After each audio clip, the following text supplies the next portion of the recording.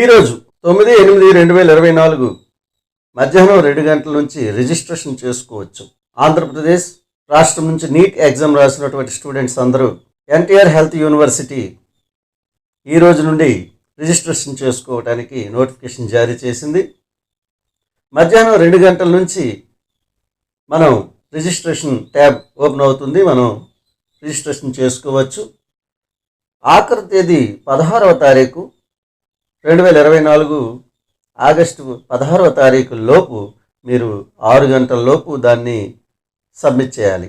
ఒకవేళ 6 గంటల లోపు సబ్మిట్ చేయకపోతే లేట్ ఫీజుతో 19వ తారీఖు వరకు అప్లై చేసుకునే అవకాశం ఇచ్చారు. కానీ లేట్ ఫీజు 20,000 ఉంటుంది. మరి ఎవరు అప్లై చేసుకోవాలి అంటే నీట్ 2024లో మినిమం క్వాలిఫైయింగ్ మార్క్స్ వచ్చినటువంటి ఎన్టీఆర్ హెల్త్ యూనివర్సిటీ పబ్లిష్ చేసినటువంటి క్వాలిఫైడ్ లిస్టులో పేరు ఉన్న ప్రతి ఒక్కరూ అప్లై చేసుకోవడానికి అర్హులే. రిజిస్ట్రేషన్స్పై ఎలాంటి డౌట్స్ ఉన్నా ఇక్కడ ఇచ్చినటువంటి ఈ నెంబర్లు మీరు సంప్రదించి మీ డౌట్స్ని క్లియర్ చేసుకోవచ్చు.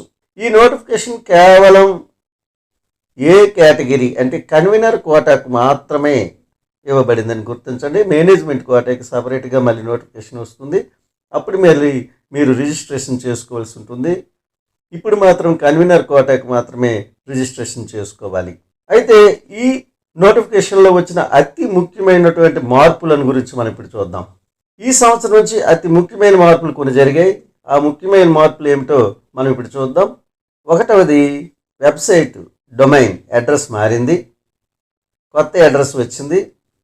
drntr.uhsap.in అని వెబ్సైట్ డొమైన్ మారింది. దీన్ని గుర్తుపెట్టుకోండి.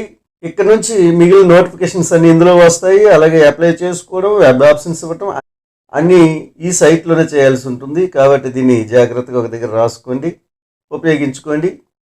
రెండవ మార్పు 2023లో వచ్చినటువంటి అన్ని గవర్నమెంట్ కాలేజీల్లో అంటే 5 గవర్నమెంట్ కాలేజీలు 2023లో రావటం జరిగింది. 5 వచ్చినటువంటి సీట్లలో 50% ఆల్ ఇండియా కోటాకి 15% పోను, మిగిలిన సీట్లలో 50% 64 సీట్లు ఒక్కొక్క కాలేజీ నుంచి బీసీ కేటగిరీలకు కేటాయించడం గత సంవత్సరం నుంచే జరుగుతుంది. ఇది ఈ సంవత్సరం ఈ ప్రభుత్వం ఎత్తేస్తుంది అనుకున్నాం. కానీ ప్రభుత్వం ప్రతిపక్షంలో ఉండినటువంటి ఆడిన నీతి కబుర్లన్నీ ఈరోజు లేవు. ఈ సీట్లకు సపరేట్గా నోటిఫికేషన్ వస్తుంది. అయినా ఈ సంవత్సరం కూడా గవర్నమెంట్ కాలేజీల్లో మేనేజ్మెంట్ కోటా సీట్లు యథావిధిగా కొనసాగుతున్నాయి. మూడవ చేంజ్ ఏంటంటే రౌండ్ 3 రూల్. అతి ముఖ్యమైనటువంటి చేంజ్ ఇది. లాస్ట్ ఇయర్ వరకు రౌండ్ 2 వరకే అప్గ్రేడేషన్ చేసుకునే అవకాశం ఉండేది. కానీ ఈ సంవత్సరం రౌండ్ 3కి దాన్ని పెంచడం జరిగింది. అంటే రౌండ్ 1లో సీటు వచ్చిన వారు రౌండ్ 2కి అప్గ్రేడ్కి వెళ్ళవచ్చు. రౌండ్ 2లో సీటు వచ్చిన వారు రౌండ్ 3కి అప్గ్రేడ్కి వెళ్ళవచ్చు. గత సంవత్సరం వరకు రౌండ్ 2 నుండి అప్గ్రేడేషన్ ఉండేది కాదు. ఇప్పుడు రౌండ్ 3 వరకు అప్గ్రేడేషన్ చేసుకునే అవకాశం ప్రభుత్వం కల్పించింది. ఇది కొంతవరకు మెరిట్ స్టూడెంట్స్కి మేలు చేస్తుంది. 4వ మార్పు గవర్నమెంట్ డెంటల్ కాలేజ్ విజయవాడ. ఇక్కడ ఉన్నటువంటి 40 సీట్లను ఇంతకుముందు ఏయూ రీజన్ వారికి, ఎస్వియు రీజన్ వారికి సమానంగా ఇచ్చేవారు. 2 రీజనల్ వాళ్ళు అప్లై చేసుకోవడానికి అవకాశం. ఈ సంవత్సరం నుంచి ఇది కేవలం ఏయూ రీజన్ వారికి మాత్రమే కేటాయిస్తారు. ఎస్వియు రీజన్ వారికి ఇక్కడ సీట్లు కేటాయించడం జరగదు. 15% అనేది నాన్ లోకల్ కోటా యథావిధిగా అన్ని కాలేజీలకు ఉన్నట్లు ఇక్కడ ఉంటుంది. 5వ మార్పు ఆంధ్రప్రదేశ్ రాష్ట్రం సిద్ధార్థ మెడికల్ కాలేజీని తెలంగాణకి ఇవ్వాల్సినటువంటి సీట్లను ఇవ్వటం ఆపివేసింది. ఇది శుభపరిణామమే. కానీ ఏ మార్పు జరగలే. ఏయూ రీజన్లో ఈ కాలేజీ ఉంది. అన్ని సీట్లు ఏయూ రీజన్ వరకే వస్తాయని మనం అనుకున్నాం. కానీ ఎప్పటిలాగే 42% ఏయూ రీజన్ సీట్లు ఏయూ రీజన్ వరకు, 16% ఎస్వియు రీజన్ సీట్లు ఎస్వియు రీజన్ వరకు కేటాయించబడతాయట. తెలంగాణకి ఇచ్చే 36% సీట్లలో 2 రీజన్లలో ఉన్నటువంటి ఎంఆర్సీ క్యాండిడేట్స్ అంటే మెరిటోరియస్ స్టూడెంట్స్కి కేటాయిస్తారట. ఇక్కడ ఇది కొంతవరకు ఏయూ రీజన్ వరకు అన్యాయమే జరుగుతుందనేది చూస్తే అర్థమవుతుంది. నేను ఏయూ రీజన్ వరకు ఎలాంటి అన్యాయం జరుగుతుందో, ఏ విధాలుగా వాళ్ళు సీట్లు కోల్పోతున్నారో వ్యత్యాసాలు ఏమిటో తెలియజేస్తూ వీడియో చేశాను. దాని లింక్ని డిస్క్రిప్షన్లో ఇస్తాను, చూడండి.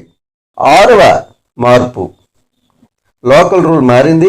ఆంధ్రప్రదేశ్లో 6వ తరగతి నుంచి 12వ తరగతి వరకు టోటల్ ఇయర్స్లో 4 సంవత్సరాలు కంటిన్యూగా ఎక్కడ ఏ రీజన్లో చదివితే వాళ్ళు ఆ రీజన్కి చెందుతారు.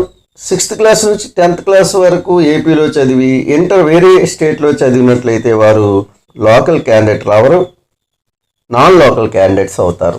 6వ తరగతి నుంచి 12వ తరగతి మధ్య 4 సంవత్సరాలు కంటిన్యూస్గా చదివి ఉండాలి.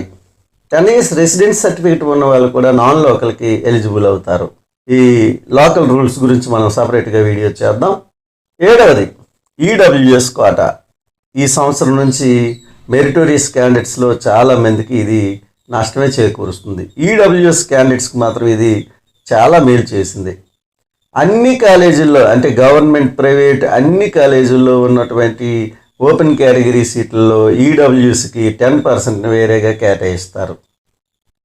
ఇంతవరకు కేవలం ప్రభుత్వ కాలేజీల్లోనే కేటాయించేవారు, ఇప్పుడు ప్రైవేట్ కాలేజీల్లో కూడా కేటాయిస్తారు. ఈ నోటిఫికేషన్లో ఏ కేటగిరీకి అప్లై చేసుకునేవారు ముఖ్యంగా నోటిఫికేషన్ బాగా చదవండి, అవగాహన చేసుకోండి. ఎంబీబీఎస్, బీడీఎస్కి రెండింటికి ఇదే రిజిస్ట్రేషన్ ఫారం, మళ్ళీ బీడీఎస్కి వేరేగా ఉండదు. కాబట్టి అందరూ ఇప్పుడే అప్లై చేసుకోండి. తప్పనిసరిగా ఈ రోజు నుండి 16వ తారీఖు 6 గంటల లోపు రిజిస్ట్రేషన్ చేసుకోండి, లేదా లేట్ ఫీ చాలా ఎక్కువగా విధించారు కాబట్టి మీరు చాలా వేగంగా చేసుకోవడానికి ప్రయత్నించండి. అలాగే ఫీజు ఓసీ, బీసీ క్యాస్ట్లకు 2,950 రూపాయలు, ఎస్సీ, ఎస్టీ క్యాస్ట్లకు 2,360 రూపాయలు. ఈ ఫీజు నాన్ రిఫండబుల్, మళ్ళీ తిరిగి ఇవ్వడం జరగదు. ఫీజు గవర్నమెంట్కే ఉండిపోతుంది. అలాగే ఏ సర్టిఫికెట్స్ మీరు అప్లై చేయాలో ఇక్కడ నేను చూపిస్తున్నాను చూడండి. అలాగే ఈ సర్టిఫికెట్స్పై నేను ఒక వీడియో కూడా చేశాను, దాని లింకు డిస్క్రిప్షన్లో ఇస్తాను, అది కూడా చూడండి, మీకు ఇంకా బాగా అర్థమవుతాయి. మీరు రిజిస్ట్రేషన్ చేసుకున్నాక ఫీ పేమెంట్ చేయాలి. ఫీ పేమెంట్ చేసుకున్న తర్వాత డాక్యుమెంట్స్ అప్లోడ్ చేయాలి. డాక్యుమెంట్ అప్లోడ్ చేసిన తర్వాత మీ అప్లికేషన్ని డౌన్లోడ్ చేసి భద్రపరచుకోండి. అది కాలేజీలో మీరు సబ్మిట్ చేయాల్సి ఉంటుంది. తొందరపడండి, వేగంగా తగిన సమయంలో మీరు అప్లై చేసుకొని మంచి కాలేజీలో సీట్ని పొందండి. నా వీడియోని లైక్ చేయండి, సబ్స్క్రైబ్ చేయండి. Thank you.